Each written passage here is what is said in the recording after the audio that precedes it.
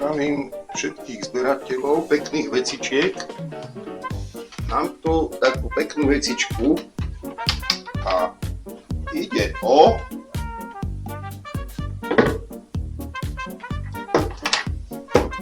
dufrikový prenosný gramofón. Hneď sa na to aj pozrieme. Je to plne funkčný gramofón, fungujúci bez elektrickej energie.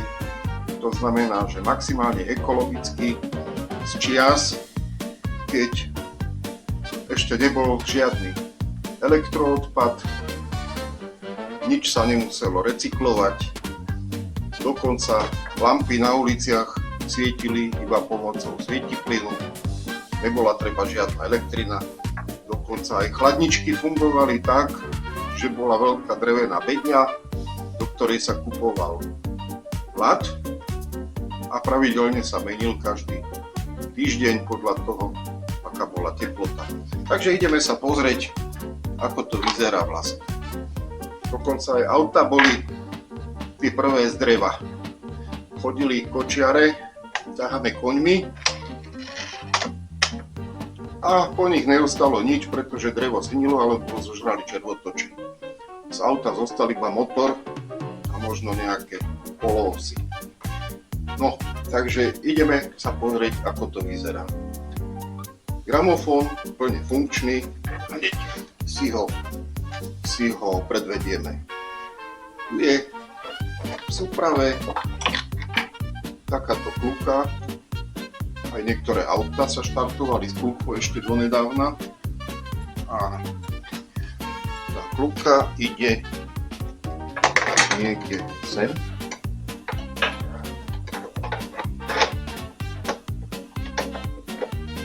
Musí sa to natočiť do závitu.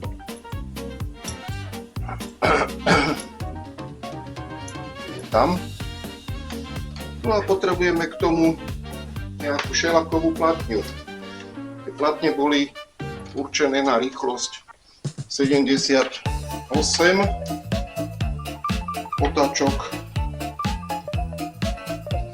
a jednotu takúto, že síce trošku ošúchaná, ale ešte nejaké stále. Gramofón je riadený podstredivým regulátorom, to znamená, že tu si nastavíme rýchlosť,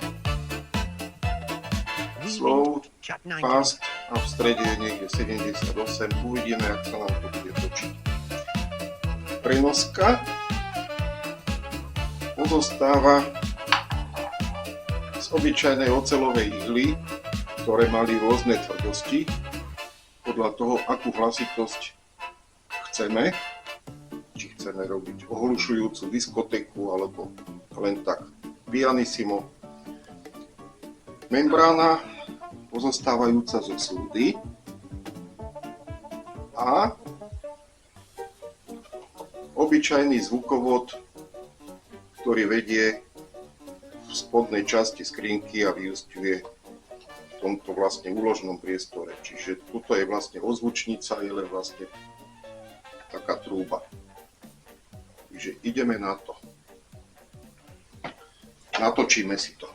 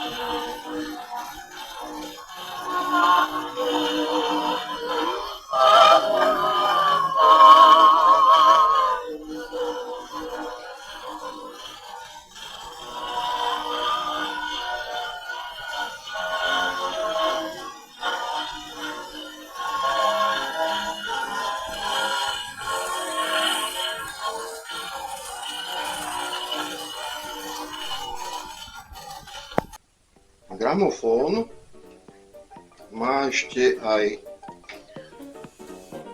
mechanickú brzdu pri uložení do prenosky do kľudovej polohy a keď sa ide spúšťať, tak sa pružina znovu uvoľní a začne sa otáčať. Takže takto asi zatiaľ toľko. Ešte vidíme, že zastavilo. Je k tomu aj sada možno 100 alebo 200 kusov náhradných ihiel. Je to originál Histmasters Voice. Výrobca je anglický. Made in England. Je tu extra loud tone. To znamená, že extra vysoká hlasitosť. Čiže máme to takto rozdelené. Áno, tu je na krabičke napísané 200 nibbles, gramofóne.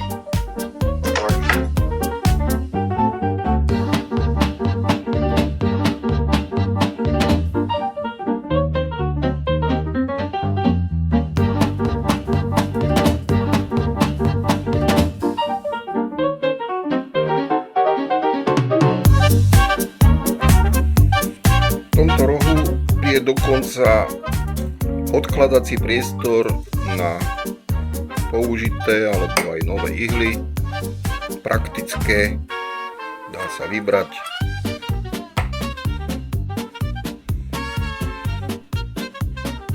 Máme tu ešte takú odkladaciu priehradku na platne, kde človek cestoval, išiel niekde na piknik, mohol si sem naodkladať do boxu nejaké platne, ktoré bude počúvať na ceste, no a na pikniku.